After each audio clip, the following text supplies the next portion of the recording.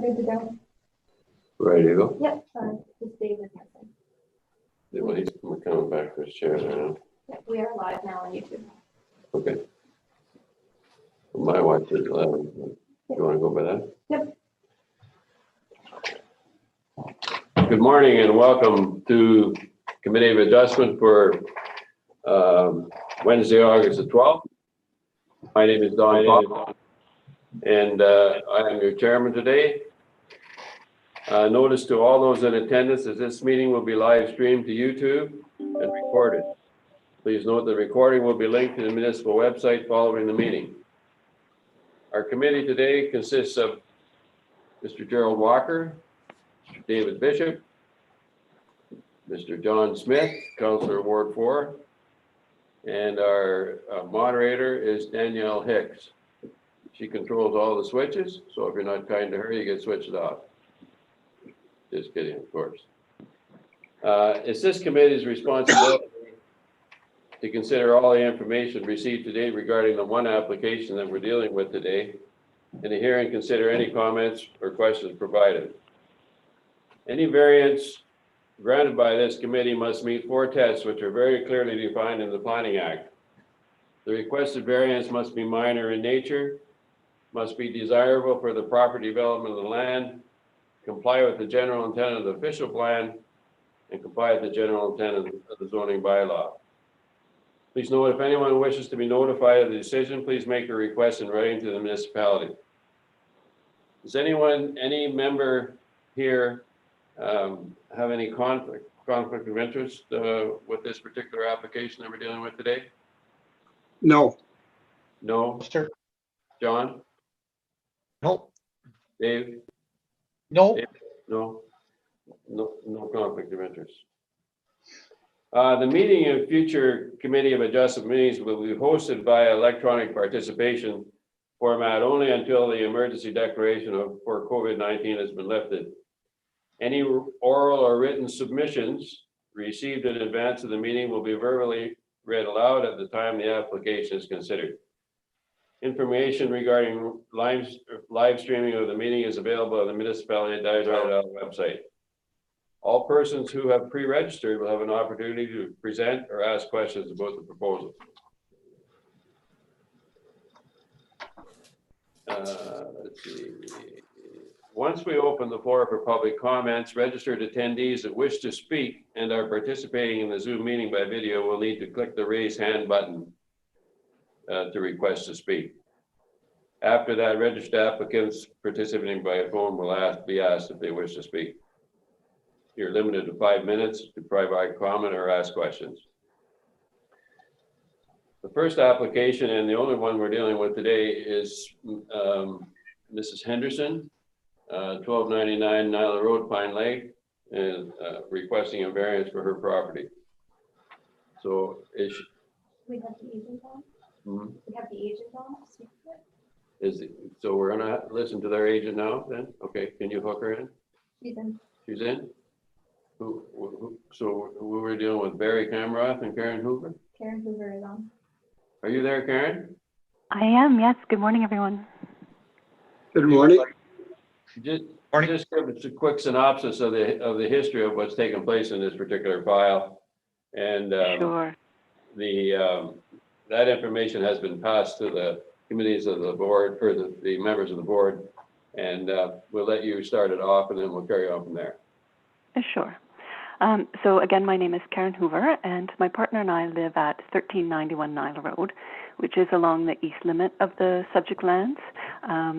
We are purchasing roughly a 1 acre parcel from the Hendersons, and that parcel immediately adjoins our lot and is shown on the sketch that was provided. It's identified as H2419. We were the ones that initiated this application for minor variance as a condition of approval for consent by the county for that lot addition. So as I understand it, while there's no change to the frontage of the Henderson's lot at 1299 Nyla, because of the change to the overall property, the variance that was previously in place is no longer legally compliant. So here we are.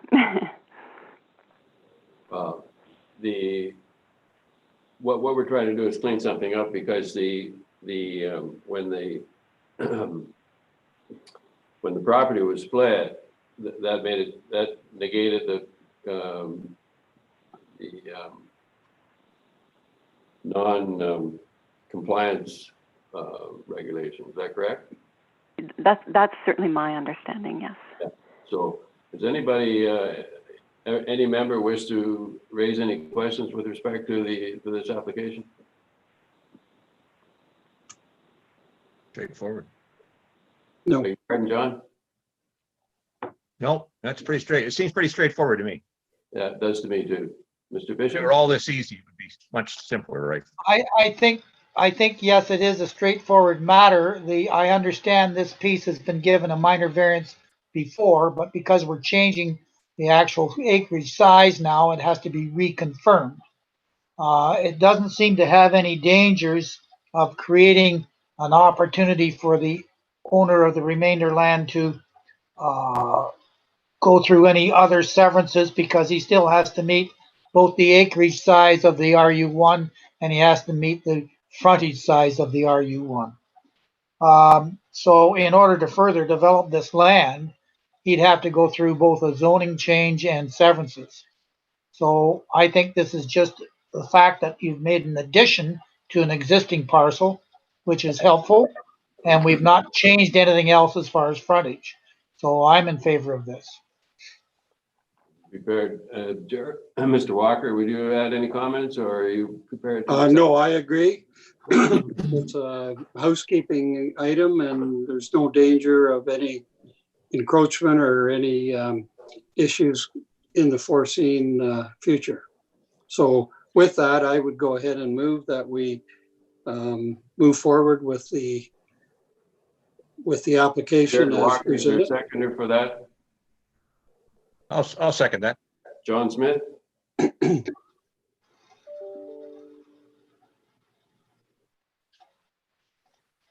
It's been moved and seconded that the committee decision with respect to file D13MV 2020-009 be recorded as follows.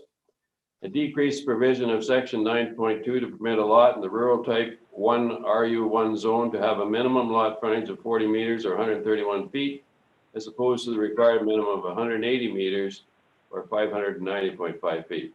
Granted? Carried? Please hold your hand up. Thank you. I am Correct. pushing the raise hand. There's a button that says raise hand, so I'm pushing the raise hand. Just hold it up there and we'll be all set. So are you still there, Karen? I am, yes, yes. Obviously, you made it through without any hicks or hiccups. The latest, there is a possibility of an appeal, but I think it's very minimal. And, Okay. and the last day of appeal is September 1st. So Okay, as of that point, it'll be cast in cement. Thank you very Excellent. much for participating with us today. thank you so much. Have a great day, everyone. Thank you. Thank you.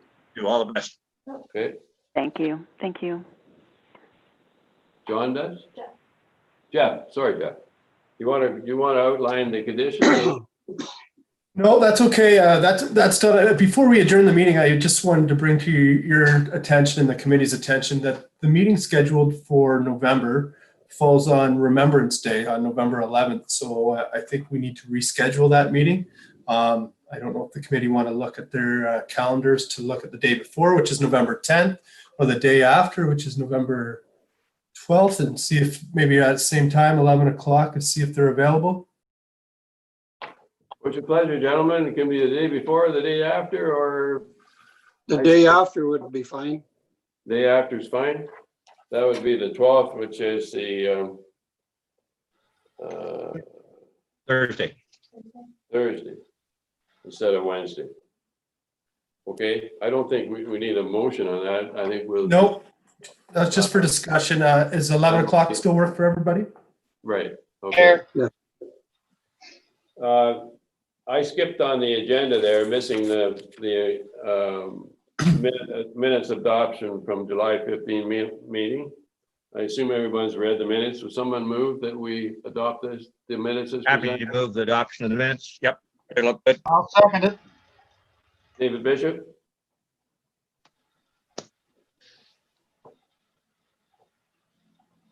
And seconded by John John Smith. Smith.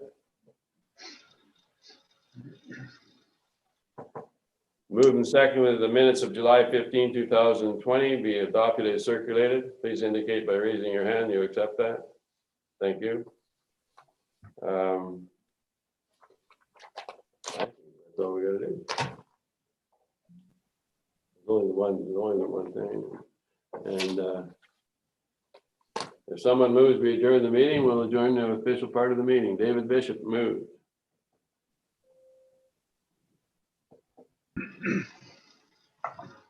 Want to go for all three, John?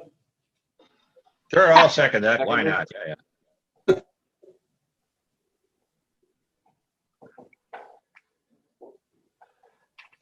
Be resolved, the meeting now be adjourned at 11:10 a.m. Thank you very much for your attendance. Thank you. Thank you, Can I make a everybody. question, Mr. Chair? Yeah, absolutely. I'll speak to the tech people. In my screen, on the participants thing, I have buttons that say invite, mute, and lower or raise hand. So do I use that instead of putting my hand up in the video? Oh, I don't know. Will I ask the expert here? I'd hold my hand up that I can see it. I think I'll hold my hand up. It's too Hold your techy. hand up. That doesn't mean you're asking to leave the room. There. If I could comment, the reason we tell people to raise their hand that are attending, because if they haven't been elevated to an attendee to participate in the meeting, we don't see them and we can't see their hand being raised. So if they click that button, Danielle, who's moderating the meeting, will be able to see that they want to join or ask a question, and then she can elevate them to participation. So that's just a quick synopsis. Say that. You're going to have Also good for the YouTube audience. They can see what's going on when you raise your hand. They can't see the yeah. press, right? I have a question for Jeff. Jeff. Your hand. Yes, got it. You'll have to pop into the office and sign the decision.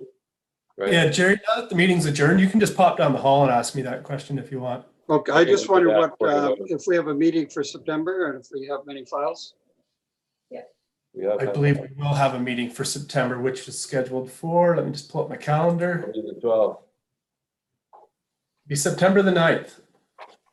September the 9th. Okay. Yep. And I will be absent unless they shut down Alberta for not being able to go there. You won't be here? Okay. I will not. Now that the meeting's adjourned, I'm going to end the live stream. So if you have any further questions, you can give Jeff or I a call or walk down and speak to us. 10-4. Thank you, everybody. Okay. Have a nice weekend in the Halliburton Highlands. Careful you don't